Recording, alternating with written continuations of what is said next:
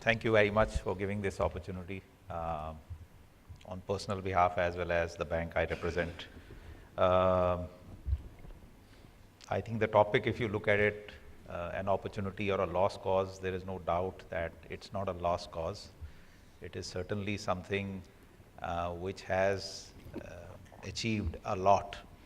The only thing is any good policy, however well it is made, however well intended, sometimes does have certain other aspects also which you need to see in real life. So let me step aside and look at it. Recently, there were new bank licenses which were given.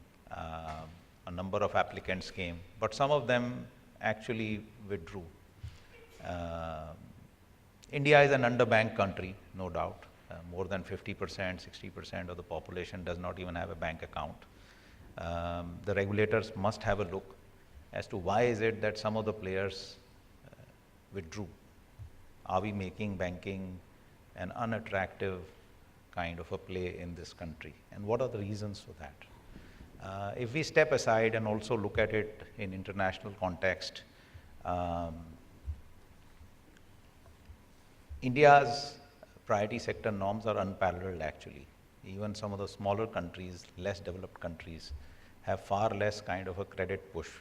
Are we causing a financial repression where almost half the money which goes into the bank's hand actually have to go into CRR, SLR and certain sectors. So I think quantum is something which needs to be looked at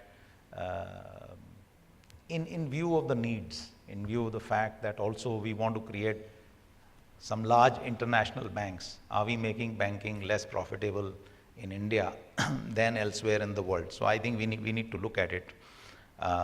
We need to look at it holistically, not just from the priority sector point of view. There is no doubt that more than half the population of this country, directly, indirectly, is engaged in agriculture, therefore it is a priority. But at the end of the day, the contribution of agriculture to the economy, GDP, is gradually coming down. Is the push really working, or do we need to create some kind of a pull factor? Take for example, 30% of the agricultural produce in this country goes waste because of lack of infrastructure. So how do we make sure that agri infrastructure also qualifies, and not just the basic infrastructure for storage of goods, but also food processing? At the end of the day, maybe food processing in rural areas rather than just the urban areas is something which can qualify, and that will create a pull factor. If the farmer is able to sell the produce at the right price, if there is a processing capacity, the agro produce will not get wasted. If it doesn't get wasted, obviously the farmer will get the right price. So I think it has to be seen in light of the changing the real life scenario that we have in front of us.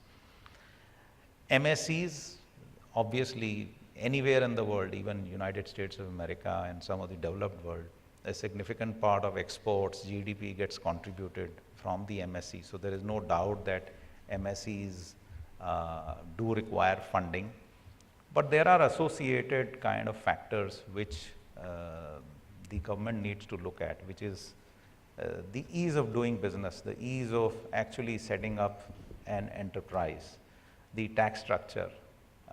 On the financial side, there are certain areas like credit insurance and credit guarantee schemes, how wide they are, how big their coverage is.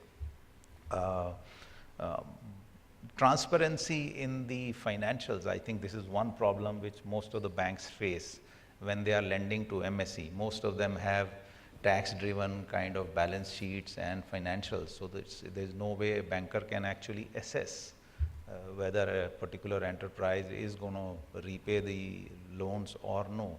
So how do we make sure that the MSE sector actually comes forward, pays its taxes, maintains books of accounts which are easily understandable?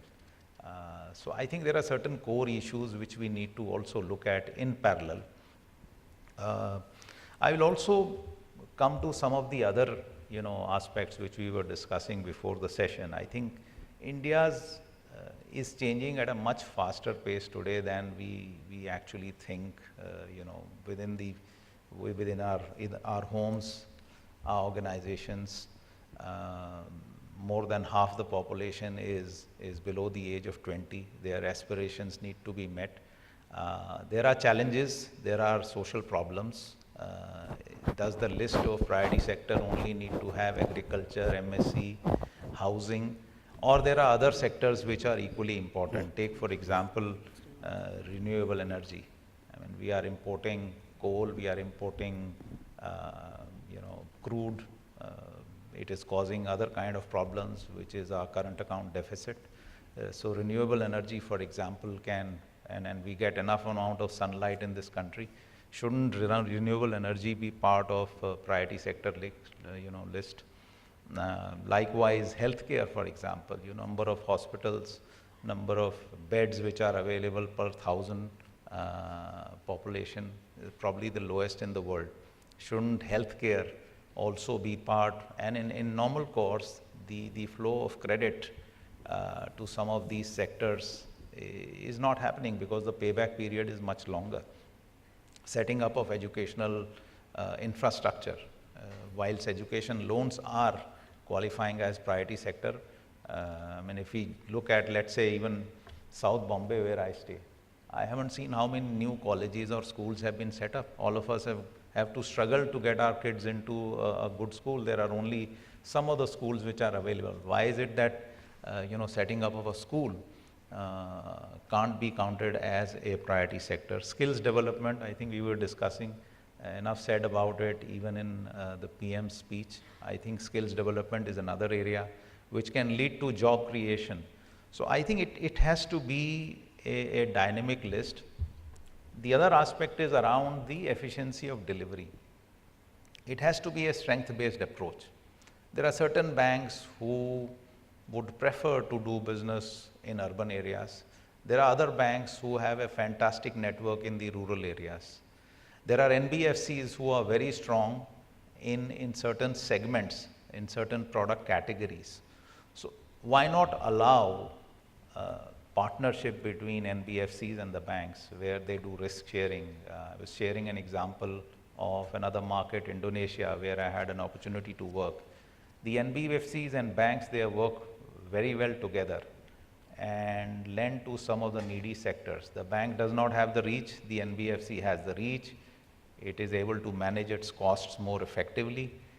As long as the flow of credit is happening in the right direction, I think the delivery mechanism, we need to free up these regulations to make sure that NBFCs and banks can work together and push credit in the right direction.